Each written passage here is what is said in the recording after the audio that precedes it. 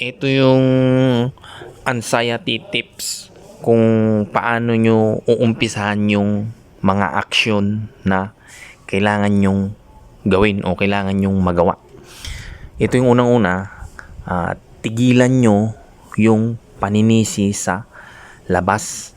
Kasi kapag ganyan yung ginagawa nyo, sinisisi nyo yung labas, sitwasyon, lugar o mga pangyayari, mahuhulog lang kayo uli sa paggawa ng drama at toxic na pakiramdam. Kaya ito yung resulta nito, more stress at ito rin yung mag-increase yung anxiety level mo.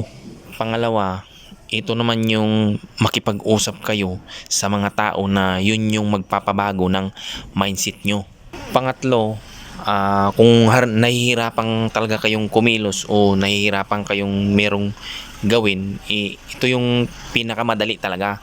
Kumbaga, pumunta kayo sa tahimik na lugar, tapos ipikit nyo yung mata nyo. Ang purpose kasi nito, kailangan meron talaga kayong magawa. Kumbaga, mag-meditate kayo kahit 5 minutes or 10 minutes. Basta ang importante ay meron kayong nagawa. Ito yung pang-apat na anxiety tip. Okay? Huwag nyo gamitin yung pagkain o alcohol na panlaban dyan sa nararamdaman mo. Dahil kapag ginawa mo ito, meron itong opposite effect. Kumbaga, yung opposite effect nito, mag-i-increase talaga yung anxiety level mo. At ito yung isa sa dahilan kung bakit nagiging matamlay ka at yung self-esteem mo nag-reduce. Pang-lima na anxiety tip, i-cut down mo yung pag-aalala mo. Dahil yung pag-aalala mo, ito yung contributor ng anxiety mo. Yung akala mo na mag-alala ka dito, masusolusyonan mo yung problema mo, nagkakamali ka, bagkus ito ay lalong lumalala. Pang-anim na anxiety tip, maging mapagmahal at mabait sa sarili. Huwag mong kaawaan o awayin yung sarili mo. Huwag mong ipareho yung kahapon at ngayon tungkol sa nararamdaman mo.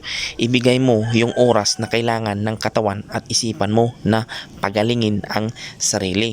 Magpasensya at maging mabait talaga sa sarili. Huwag mong agawin yung oras na kailangan ng katawan at isipan mo sa pamamagitan lang ng pagrereklamo mo.